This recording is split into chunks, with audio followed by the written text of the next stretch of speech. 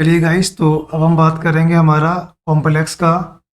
Complex में जो adverb close है, एडवर्ब क्लोज जो कि कॉम्प्लेक्स का लास्ट मेथड है उसके बारे में। तो कॉम्प्लेक्स बनाने के लिए हमसे एग्ज़ाम में बोलेगा और एग्ज़ाम में हमसे कहेगा कि कॉम्प्लेक्स बनाइए। तो हमने देखा गाइस, सेंटेंस में ये टू आया हुआ है।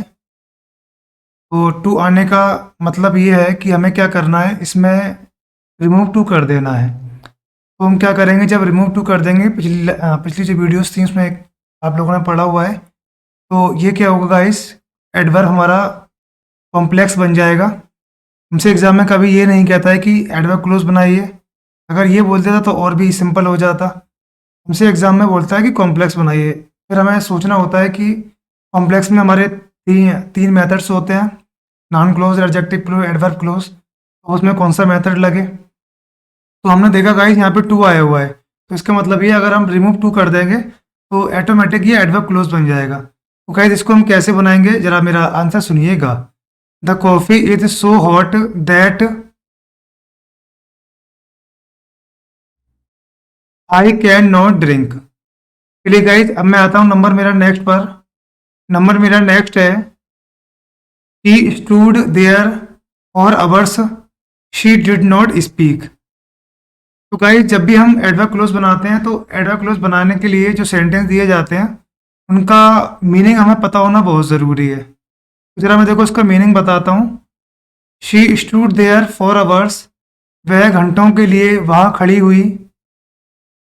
She did not speak, she did not speak, वह नहीं बोली। तो अब यहाँ पे हमें क्या करना है, एडवर्ब हमसे कहा कॉम्प्लेक्स बनाइए। तो एडवर्ब क्लोज में हमें पता है कि इसमें एडवर्ब क्लोज लगना है। तो एडवर्ब क्लोज में हम क्या लगाएं। तो गाइज, एडवर्ब क्लोज के हमारे जो होते हैं कुछ शब्द होते हैं। जैसे हमारा पहला ये दिया हुआ है ऑल्दो।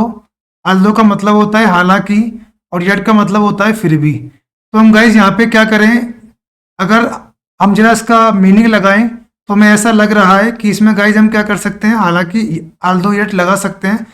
तो she stood there for hours, वह वहाँ घंटों के लिए खड़ी रही। शी डिड नॉट स्पीक, वह कुछ नहीं बोली। तो गाइज, हम यहाँ पे कह सकते हैं, हालांकि वह घंटों के लिए वहाँ खड़ी रही फिर भी वह कुछ नहीं बोली। तो यहाँ पे गाइज हम क्या करेंगे, आल्दो हमारा लग रहा है तो हम क्या करेंगे, सिंपली यहाँ पे आल्दो लगा देंगे।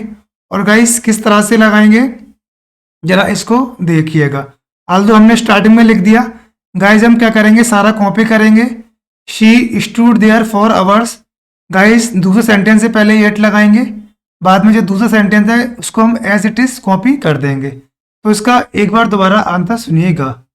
Aldous she stood there for hours, हालांकि वह घंटों के लिए वहां खड़ी रही। यट, फिर भी शी डिड नॉट स्पीक, वह नहीं बोली। चलिए गाइस, अब मैं आता हूं नंबर मेरा नेक्स्ट पर। नंबर नेक्स्ट है गाइस, रन फास्ट, तेजी से दौड़ो, तेजी से दौड़ें। We will miss the train, हम ट्रेन मिस कर देंगे, हम ट्रेन छोड़ देंगे। तो गाइस, हमें ऐसा लग रहा है यहाँ पे कि अगर मैं यदि लगा दूं, यदि यदि हम तेजी पे दौड़ेंगे, यदि हम तेजी पे नहीं दौड़ेंगे तो we will miss the train, हम ट्रेन मिस कर देंगे। तो यहाँ पे ये शब्द जो आता है इफ, इफ का मतलब होता है यदि, और गाइस कॉमे का मतलब होता है तो। अगर हम गाइस इस वर्ड को यहाँ पे लगा दें तो हमारा ये क्या होगा, हमारा ये एडवर्ब क्लोज के मेथड से कॉम्प्लेक्स बन जाएगा। तो अब सवाल यहाँ पे ये उठता है गाइस कि इफ को हम कैसे लगाएं। तो इफ को हमें स्टार्टिंग में लगाना होता है, मैं बना रहा हूं देखिएगा। इफ यदि, सब्जेक्ट आना चाहिए बी, फिर क्या है, मीनिंग क्या निकाला था, हम तेजी से नहीं दौड़ेंगे तभी तो मिस कर देंगे। तो इफ वाला सेंटेंस प्रेजेंट डेफिनेट बनता है। If we do not run fast, comma, बाकी जो लिखा हुआ है we will miss the train, सारा हम कर देंगे एज इट इज कॉपी। चलिए गाइस, अब मैं आता हूँ नंबर नेक्स्ट पर। नंबर नेक्स्ट है, ही इज रिच, वह अमीर है। ही इज नॉट हैप्पी, वह खुश नहीं है। तो गाइस, यहाँ पे हम कह सकते हैं, हालांकि वह अमीर है फिर भी वह खुश नहीं है। और यहाँ पे जो वर्ड है हालांकि, आल्दो का मतलब हालांकि होता है और येट का मतलब होता है फिर भी। तो ये वर्ड जो है हमारा कॉम्प्लेक्स में यूज़ होते हैं, सारे वर्ड्स जो लिखे हुए हैं ये, तो इन वर्ड्स को यूज़ करके हम कॉम्प्लेक्स बना लेते हैं। तो यहाँ पे ये हमें पता है कि इसमें जो है, हालांकि आल्दो लग सकता है, तो आल्दो हम गाइस किस तरह से लगाते हैं, स्टार्टिंग में लिखते हैं यहाँ पे आल्दो ही इज रिच। दूसरे सेंटेंस स्टार्ट होने से पहले हम येट लगाते हैं, येट फिर भी। अब ही इज नॉट हैप्पी सारा हम कर देंगे एज इट इज कॉपी। तो गाइस एक बार दोबारा इसका आंसर सुनिएगा। अल्दो हालांकि ही इज रिच वह अमीर है, येट फिर भी ही इज नॉट हैप्पी वह खुश नहीं है। चलिए गाइस अब मैं आता हूँ नंबर मेरा नेक्स्ट पर। नंबर नेक्स्ट है the school was over, school खत्म हो गया। बॉयज बीकेम हैप्पी, लड़के खुश हो गए। तो यहाँ पे गाइस हम यहाँ पे एज सुन एज लगा सकते हैं। यहाँ पे एक चीज़ देखिए, इसका मीनिंग क्या निकल रहा है हिंदी में, जैसे ही स्कूल ख़त्म हो गया वैसे ही लड़के खुश हो गए। तो जैसे ही और वैसे ही की जो अंग्रेजी होती है गाइस वो होती है हमारा एज सून एज, और कॉमे का मतलब होता है गाइस वैसे ही। तो इसमें हम यहाँ पे लगा सकते हैं, लेकिन इसको हमें लगाना कैसा है गाइस, तो एज सून एज को हम सबसे पहले लगाते हैं। मतलब इसको हम कैसे लगाएंगे, as soon as the school bus over. दूसरा सेंटेंस स्टार्ट होने से पहले हम कॉमा लगाते हैं, इसका मतलब होता है वैसे ही। फिर गाइस हम क्या करेंगे, boys became happy as it is copy कर देंगे। चलिए गाइस अब मैं चलता हूँ मेरी नेक्स्ट स्लाइड पर। नेक्स्ट स्लाइड में जो मेरा पहला सेंटेंस है वो है you are going out in the rain, तुम बारिश में बाहर जा रहे हो।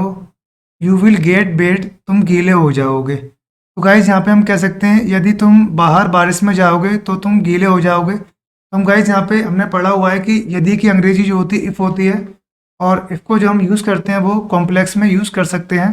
कॉम्प्लेक्स में जो एडवर्ब क्लोज है उसमें हमारा ये यूज़ होता है। तो हम अब सवाल ये उठता है कि इफ़ को हम लगाएं कैसे। तो चलिए मैं इसको बनाता हूँ, यदि तुम बारिश में बाहर जाओगे, हमने ऐसी मीनिंग निकाला है इसका। इसके आगे प्रेजेंट डेफिनेट में आता है if you go out in the rain. दूसरा सेंटेंस स्टार्ट होने से पहले कॉमा लगाते हैं। बाकी हम क्या करेंगे, you will get wet as it is copy कर देंगे। तो गाइज एक बार दोबारा इसका आंसर सुनिएगा। If you go out in the rain, यदि तुम बारिश में बाहर जाओगे, कॉमा का मतलब होता है तो, यू विल गेट वेट, तुम गीले हो जाओगे। चलिए गाइज अब मैं आता हूँ नंबर नेक्स्ट पर। नंबर नेक्स्ट है यू आर स्ट्रॉन्ग, तुम मजबूत हो। आई एम इक्वली स्ट्रॉन्ग, मैं भी तुम्हारे बराबर ही मजबूत हूँ। तो गाइज हमने यहाँ पे देखा कि इक्वली शब्द आया हुआ है। हमसे एग्जाम में कहा कि क्या करिए, इसको कॉम्प्लेक्स बनाइए। तो अगर इक्वली शब्द आ जाए तो हम क्या करेंगे, पॉजिटिव डिग्री में इसको कन्वर्ट कर देंगे। तो गाइज ये हमारा कॉम्प्लेक्स बन जाएगा। तो इसको हम बनाए कैसे, कॉम्प्लेक्स किस तरह से बनाते हैं, तो उसका मीनिंग इसका मीनिंग देखो क्या कह रहा है ये, यू आर स्ट्रॉन्ग, तुम मजबूत हो।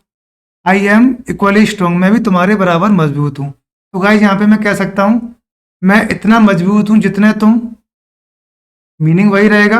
और यहाँ पे इतना और जितना एज यूज कहाँ होता है हमारा, पॉजिटिव डिग्री में होता है। तो गाइज मैं इसको कैसे बनाऊंगा जरा देखिएगा, I am as strong as you, and में गाइज मैं लगा दूंगा फुल स्टॉप। चलिए अब मैं आता हूँ नंबर मेरा नेक्स्ट पर। नंबर नेक्स्ट है do you want to catch the train, क्या तुम ट्रेन पकड़ना चाहते हो। देन मेक हेस्ट, तो जल्दी करो। हमसे एग्जाम में कहा इन्होंने क्या करिए, कॉम्प्लेक्स बनाइए। तो हमने गाइस देखा यहाँ पे कि एक सेंटेंस हमारा इंट्रोगेटिव है, उसको हम क्या करेंगे, जब दोनों में से कोई एक इंट्रोगेटिव होता है तो मैंने आपको बताया हुआ है कि हम क्या करते हैं, इफ़ के नियम से इफ़ से हम जोड़ देते हैं, और ये अगर देन आए हुए एक्स्ट्रा वर्ड है इसको हम हटा देंगे। तो गाइस इसको बनाए कैसे, इसका आंसर सुनिएगा, मेक हेस्ट, जल्दी करो, इफ़ यदि, you want to catch the train. चलिए गाइस अब मैं आता हूँ नंबर मेरा नेक्स्ट पर। नंबर नेक्स्ट है ही हियर्ड द न्यूज़, उसने खबर सुनी, ऑफ माई सक्सेस, मेरी सफलता की। ही इन्फॉर्म्ड मी, उसने मुझे सूचित किया। तो यहाँ पे गाइस मैं कह सकता हूँ कि अगर मैं इसको कहूँ जैसे ही उसने मेरी सफलता की खबर सुनी वैसे ही उसने मुझे इन्फॉर्म किया, और जैसे ही और वैसे ही की जो अंग्रेजी होती है गाइस वो होती है एज सून एज। और हम जानते हैं कि एज सून एज का जो यूज़ होता है गाइस वो हमारा कॉम्प्लेक्स में होता है। तो हम यहाँ पे गाइस क्या करेंगे, तुरंत एज सून एज का यूज़ कर देंगे। और हम जानते हैं कि गाइस एज सून एज का जो यूज़ होता है वो सबसे पहले होता है। चलिए मैं इसका आंसर बोलता हूँ, सुनिएगा। As soon as he heard the news of my success comma he informed me. चलिए गाइस अब मैं आता हूँ नंबर मेरा नेक्स्ट पर। नंबर नेक्स्ट है the patient died the doctor had come. The patient died, मरीज मर गया। The doctor had come, doctor आ चुका था। हमसे एग्जाम में कहा इन्होंने कि क्या करिए, इसको कॉम्प्लेक्स बनाइए। तो गाइज हमने देखा कि एक सेंटेंस हमारा पास्ट इंडेफिनिट है और एक गाइज हमारा पास्ट परफेक्ट है। तो हमें गाइज अगर हमें दिया जाए एक सेंटेंस पास्ट इंडेफिनिट और एक हो हमारा पास्ट परफेक्ट, तो हमें गाइज क्या करना है, ऐसे सेंटेंस में आफ्टर या बिफोर का यूज़ करना है। अब सवाल ये उठता है गाइस कि इसमें आफ्टर लगाएं या बिफोर लगाएं। तो हमने देखा बाद वाले सेंटेंस में हैड दिया हुआ है, इसका मतलब ये है हमें बीच में गाइस क्या करना है, आफ्टर लगा देना है। अगर गाइस हमें पहले वाले सेंटेंस पास्ट परफेक्ट होता, यानी पहले वाले सेंटेंस में हैड होता, तो बीच में हम गाइस क्या करते, बिफोर लगा देते, क्योंकि बिफोर यानी पहले पास्ट परफेक्ट है। चलिए गाइस अब मैं आता हूँ नंबर मेरी नेक्स्ट स्लाइड पर। नेक्स्ट स्लाइड पे मेरा पहला सेंटेंस है स्टडी केयरफुली, सावधानी पूर्वक अध्ययन करिए। यू विल फेल, तुम फेल हो जाओगे। हमसे एग्जाम में कहा कि क्या करिए, इसको कॉम्प्लेक्स बनाइए। तो अब मैंने देखा भाई कॉम्प्लेक्स कौन से वर्ड लगाएं, ये सारे वर्ड्स हमारे होते हैं, इनमें अभी तक हमने यूज़ कर लिए हैं, बाकी अभी ये बचे हुए हैं। गाइस इनमें से कौन सा लगाएं, तो ज़रा देखो मैं इसकी हिंदी निकालने की कोशिश करें। स्टडी केयरफुली, सावधानी पूर्वक अध्ययन करो। यू विल फेल, तुम फेल हो जाओगे। इसमें हम क्या लगाएं, तो गाइस यहाँ देखिए मैं इस तरह से इसको कर सकता हूँ, यदि तुम सावधानी पूर्वक अध्ययन नहीं करोगे तो यू विल फेल, तुम फेल हो जाओगे। यहाँ पे यदि सूट कर रहा है तो गाइस हम क्या करेंगे, यदि लगा देंगे। लेकिन बनाएं कैसे, तो सबसे पहले मैं लिखता हूँ यदि की अंग्रेजी इफ़। तुम सावधानी पूर्वक अध्ययन करोगे, यू इफ के आगे प्रेजेंट डेफिनेट में आना चाहिए। स्टडी केयरफुली, दूसरे सेंटेंस से पहले हम कॉमा लगाएंगे, बाकी हम क्या करेंगे, एज इट इज़ कॉपी कर देंगे। तो गाइस जरा इसका हिंदी सुनिएगा। इफ़ यू स्टडी केयरफुली, यदि तुम सावधानी पूर्वक अध्ययन करोगे, कॉमे का मतलब होता है गाइस तो यू विल फेल, तुम फेल हो जाओगे। तो यहाँ पे हमने देखा ये मीनिंग तो उल्टा निकल रहा है। तो इसका मतलब अगर मैं इसको नेगेटिव में कर दूं तो मीनिंग सही निकलेगा।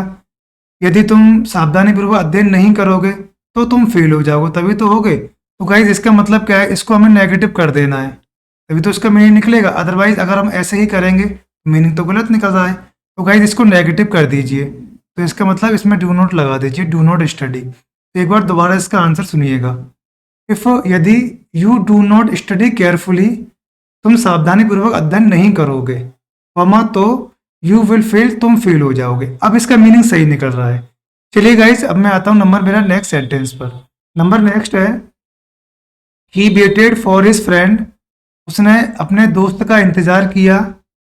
He waited till his arrival, उसने उसके आने तक उसका इंतजार किया। तो हमसे एग्जाम में कहा कि क्या करिए, इसको कॉम्प्लेक्स बनाइए। तो हमने देखा भाई इसमें क्या लग सकता है, तो हमने देखा इसमें he waited for his friend, उसने अपने दोस्त का इंतजार किया। तो हम कह सकते हैं कि जब तक वह नहीं आया, और जब तक हम जानते हैं गाइस कि जब तक की अंग्रेजी होती है अनटिल, और अनटिल जो यूज़ होता है हमें पता है अच्छे से कि अनटिल जो यूज़ होता है हमारा कॉम्प्लेक्स में यूज़ होता है। उसका मतलब हम यहाँ पे लगा सकते हैं, बट अनटिल का यूज़ कहाँ करें, तो he waited for his friend, उसने अपने दोस्त का इंतजार किया, तो अंटिल बीच में ही लग रहा है, अंटिल अंटिल लगा दिया। जब तक वह नहीं आया, हमने ये तो हिंदी में बोला, जब तक वह नहीं आया, तो अंग्रेजी इसके कैसे बनाए, तो अंटिल ही, अंटिल के आगे सेंटेंस में नॉट नहीं आना चाहिए, तो नहीं आया तो नेगेटिव तो बनाएंगे नहीं पास्ट इंडेफिनिट को, इसका मतलब केम, एंड में लगाएंगे फुल स्टॉप। चलिए गाइस, इसका एक बार दोबारा आंसर सुनिएगा। He waited for his friend, उसने अपने दोस्त का इंतजार किया, अंटिल ही केम, जब तक वह नहीं आया। चलिए अब मैं आता हूं नंबर मेरा नेक्स्ट पर। नंबर नेक्स्ट है गाइस, शी वॉज इल, वह बीमार थी, she could not attend the meeting, वह मीटिंग अटेंड नहीं कर सकी। तो गाइस यहाँ पे मैं बिकॉज लगा सकता हूँ, शी वॉज इल, वह बीमार थी क्योंकि, she could not attend the meeting, वह मीटिंग अटेंड नहीं कर सकी, तो अर्थ निकल नहीं रहा है। इसका मतलब ये वाला सेंटेंस पहले लिख कर देखूँ, she could not attend the meeting, वह मीटिंग अटेंड नहीं कर सकी, बिकॉज क्योंकि शी वॉज इल, वह बीमार थी, तो यहाँ पे बिकॉज लग जाएगा। और हम ये भी जानते हैं कि बिकॉज जो यूज़ होता है हमारा वो कॉम्प्लेक्स में यूज़ होता है, तो इसका मैं आंसर बोलता हूँ, सुनिएगा। She could not attend the meeting, वह मीटिंग अटेंड नहीं कर सकी, बिकॉज क्योंकि शी वॉज इल, वह बीमार थी। तो गाइस यहाँ पे हमने कंप्लीट किया हमारा कॉम्प्लेक्स का जो हमारा लास्ट मेथड था, एडवर्ब क्लोज। तो हमारी नेक्स्ट वीडियोस में बात करेंगे कंपाउंड के बारे में, जो कि सिंथेसिस का लास्ट मेथड है, और कंपाउंड में भी हमारे बहुत सारे मेथड हो जाते हैं, उन सारे मेथड्स के बारे में।